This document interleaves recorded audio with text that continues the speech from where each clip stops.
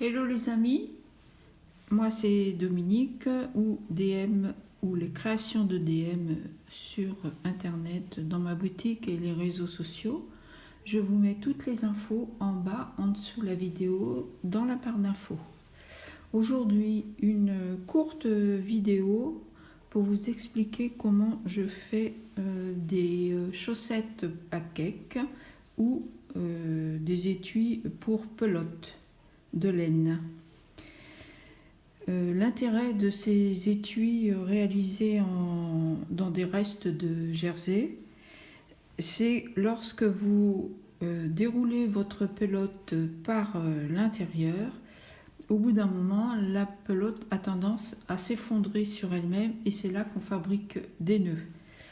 Donc cet étui à pelote va protéger vos pelotes de laine ou vos cakes, c'est-à-dire un écheveau comme ceci que l'on va bobiner et qui va donner cette forme-là ensuite. La chaussette qui est réalisée dans le jersey va se rétracter sur la pelote pendant que vous tricotez. C'est très rapide, très facile à coudre. Vous insérez votre pelote dans l'étui et vous pouvez la traîner partout. Elle sera à l'abri des poils de chat, de la poussière et donc des nœuds. Je vous propose ce tuto gratuit aussi en PDF. Vous trouverez le lien dans la barre d'infos.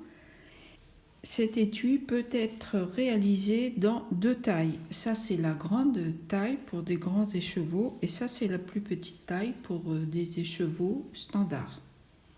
Je vous explique la réalisation de cet étui à pelote, soit à la surjeteuse, soit à la machine à coudre. Donc l'intérêt de couper votre jersey avec un cutter rotatif et puis une règle de coupe, c'est que le jersey, évidemment, une fois coupé, roule beaucoup sur lui-même. Donc avec votre règle de coupe, vous pouvez glisser, dérouler un petit peu les bords qui roulent, comme ça, de façon à bien appliquer votre règle et à pouvoir couper le long des bords. Donc auparavant, évidemment, j'ai vérifié le sens de mon jersey. Là, je ne sais pas si vous le voyez à la caméra, mais moi je le vois, on voit bien le sens des petites mailles de jersey. Donc je le mets bien dans ce sens-là. Je pose ma règle, je déroule les petits bords qui roulent, en haut et sur le côté. Je m'aligne sur le droit fil et je taille avec mon cutter en appuyant. Je maintiens bien ma règle. Voilà. Là, j'ai un angle droit. Je vais positionner ma règle dans l'autre sens de façon à avoir mes 26 cm ici et 22 ici en haut. Voilà, là j'y suis, c'est bon. Je pose ma main et je taille.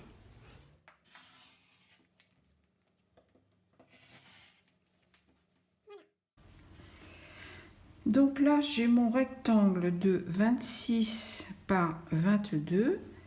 Je vais maintenant le plier endroit contre endroit dans le sens de la longueur, comme ça, endroit contre endroit, et je vais mettre des pinces. Jamais d'épingle, c'est mon principe, jamais d'épingle quand je veux coudre à la surjeteuse, parce qu'avec les épingles ça peut être dramatique pour la surjeteuse, pour les aiguilles et pour le couteau. Voilà, donc là je vais coudre ce côté là, le côté le plus long. Alors quand je suis à ma surjeteuse, donc j'ai monté les 4 fils, je vais lever mon pied de biche Et positionner ici sur ma surjeteuse, je positionne toujours mon tissu ici. Voilà. Je baisse mon pied de biche. Donc là, j'ai fait un réglage. Ici, j'ai fait au minimum de façon à avoir une largeur de couture de 0,70. Et j'y vais. J'aligne toujours mon tissu sur le bord.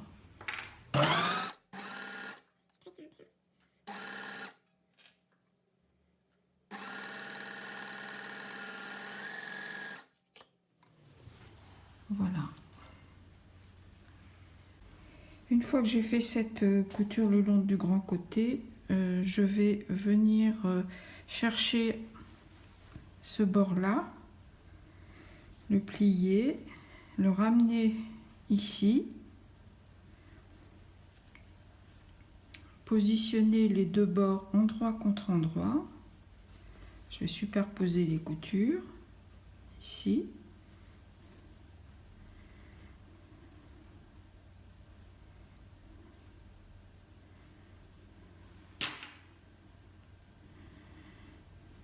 Et je vais superposer les bords, toujours avec mes pinces.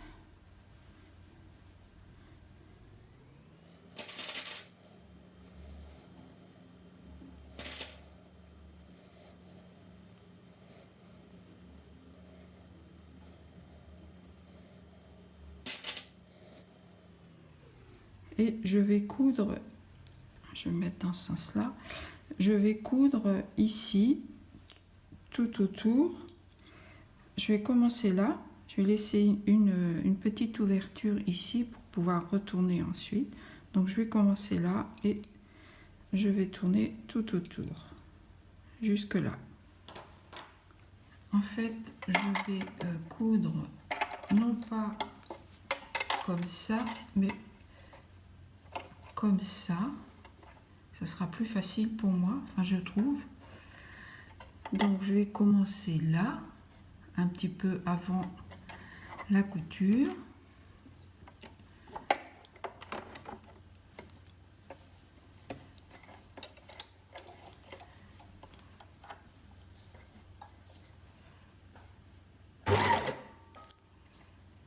Donc là, je vais faire attention au passage.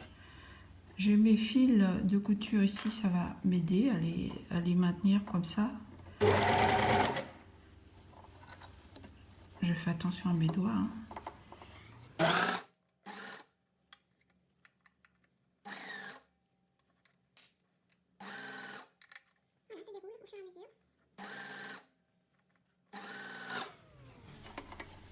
Là, je vais m'arrêter. Hein, je laisse une ouverture de 3 cm.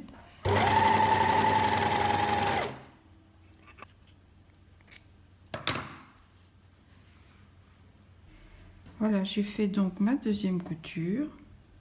Par la petite ouverture, je vais pouvoir retourner ma chaussette.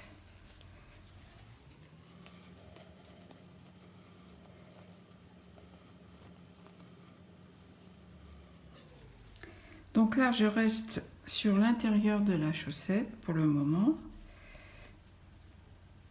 Je positionne bien ma couture là. Voilà. Et il vous reste à fermer cette petite couture à la main. Ou alors, si vous faites comme moi certains jours sur le mode feignante, ben vous le laissez comme ça et vous le retournez sur l'endroit. Alors là, vous voyez que j'ai bien mes motifs qui sont dans le bon sens. Ma chaussette se présente comme ça, j'ai bien mes motifs dans le bon sens. Donc moi, ma machine qui est une Pfaff, si je regarde le mode d'emploi, et on ne le regarde pas assez souvent, le mode d'emploi, il me propose pour coudre et surfiler du jersey, ils appellent ça le point overlock. Ça peut s'appeler le point de surjet aussi. Alors pour le coudre à la machine, finalement j'ai choisi ce point là, le point 19. J'ai fait plusieurs essais sur des chutes, je vous conseille de faire pareil. Donc le point 19, c'est coudre et surfiler les tissus extensibles en une étape. Donc à la machine, j'ai monté une aiguille jersey, hein, ça c'est impératif, ou stretch, c'est la même chose. Un fil de bonne qualité, toujours Gutermann. Et j'ai mis des pinces sur mon tissu, comme tout à l'heure. Alors là, par contre, comme j'ai fait des tests, j'ai vu qu'il fallait que je positionne mon tissu ici, non pas au bord du pied de biche, mais un petit peu à l'intérieur. Donc vous voyez, il fait 2 petits points vers l'extérieur. Il revient à l'intérieur et il recule 2 fois. Voilà.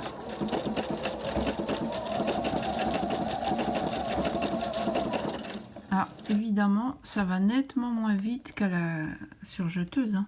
Mais bon, on a le temps.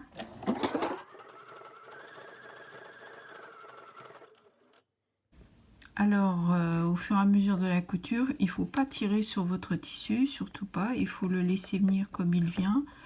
Et toujours vérifier que vous positionnez votre tissu au bon endroit par rapport au pied de biche.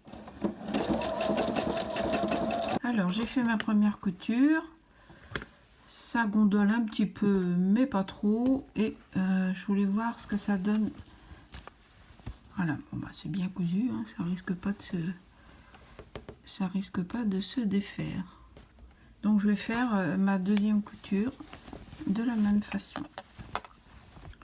Alors là j'ai fait ma deuxième couture et je trouve que elle gondole moins parce que en fait j'ai allongé mon point. Au lieu de 9 tout à l'heure, j'ai mis 10 en longueur. J'ai pas changé la largeur et il me reste à enfiler mon cake dans ma chaussette.